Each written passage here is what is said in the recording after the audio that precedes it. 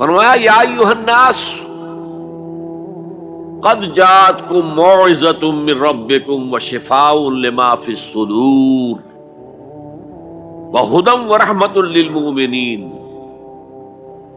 قل بفضل اللہ وبرحمتہ فلذلک فلیفرحوا هو خیر مما یجمعون۔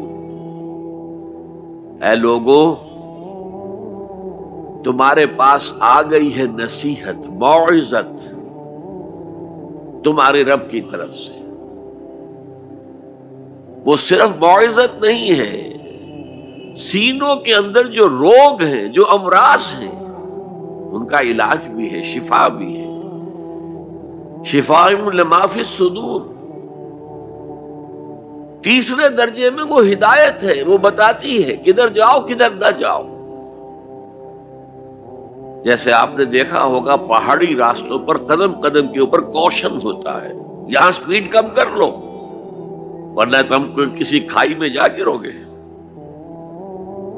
تو یہ ہدایت کیا ہے؟ دیکھو ادھر مت جانا، ادھر جاؤ، اگر ادھر جاؤ گے تمہارا سارا معاملہ تل پٹ ہو جائے گا، یہ ہے ہدایت۔ اور جو چیز دنیا میں ہدایت ہے وہ آخرت میں رحمت ہے، ہدی ورحمۃ للمؤمنین۔ اب میں چاہتا ہوں ان چار الفاظ میں جو ربط ہے اسے سمجھیں۔ دیکھیے، اگر کسی ایسی زمین پر بارش برسے جو اوپر سے بہت سخت ہے تو پانی بہہ جائے گا، زمین میں جذب نہیں ہوگا تو کوئی روئیدگی پیدا نہیں ہوگی۔ اگر دل سخت ہے تو قرآن مجید ان پر کوئی اثر نہیں کرے گا۔ اس کے لیے سب سے پہلے موعظہ کی ضرورت ہے، وعظ کی ضرورت ہے، نصیحت کی ضرورت ہے، تاکہ دل نرم پڑ جائے۔ انسانی دل جب سخت ہوتے ہیں تو ان کی سختی چٹانوں سے زیادہ ہوتی ہے۔ سورہ بقرہ میں فرمایا ثم قست قلوبکم فہی کالحجارۃ او اشد قسوۃ۔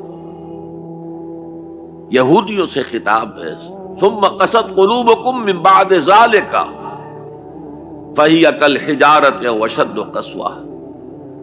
اے بنی اسرائیل، تمہارے اس طرز عمل کے نتیجے میں تمہارے دل سخت ہو گئے اور اب وہ پتھروں سے زیادہ سخت ہے۔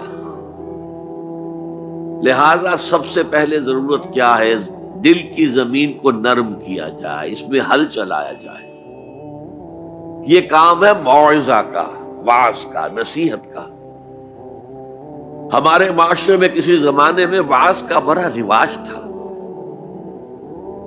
آج کل یہ چیز ختم ہو گئی، بلکہ وعظ کو گھٹیا بات سمجھا جاتا ہے۔ بھائی کوئی عقلی بات کرو، کوئی علمی بات کرو، تم تو وعظ کہہ رہے ہو، گویا کہ وعظ گھٹیا چیز ہے۔ نہیں، وعظ سے دل میں رقت پیدا ہوتی ہے، نرمی پیدا ہوتی ہے۔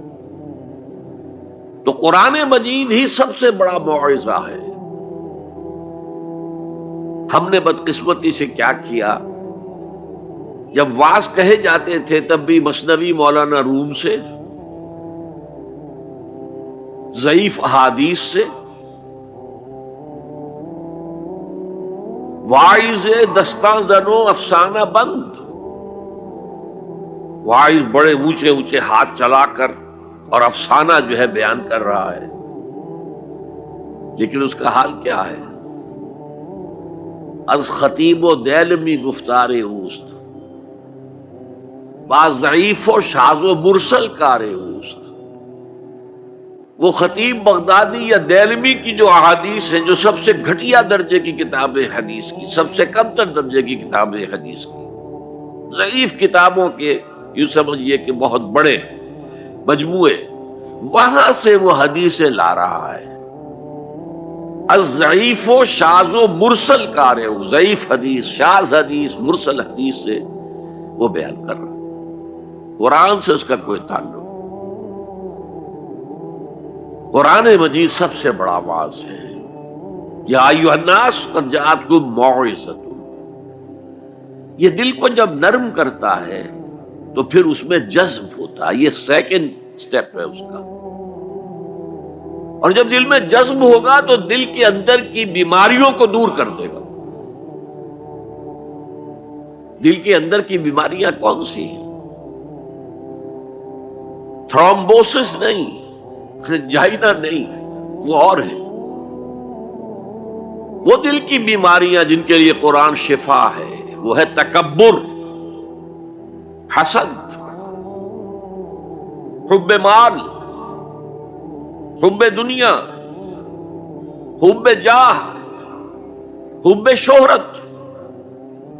یہ ہیں وہ چیزیں کہ جو اصل ہیں، جو دل کے امراض ہیں، ان سب کو جڑ سے نکال کر پھینک دے گا قرآن حکیم۔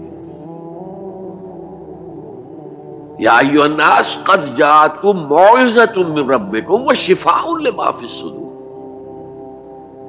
وہ ہدن، اور وہ ہدایت ہے، انفرادی زندگی کے لیے بھی ہدایت ہے، اجتماعی زندگی کے لیے بھی ہدایت ہے۔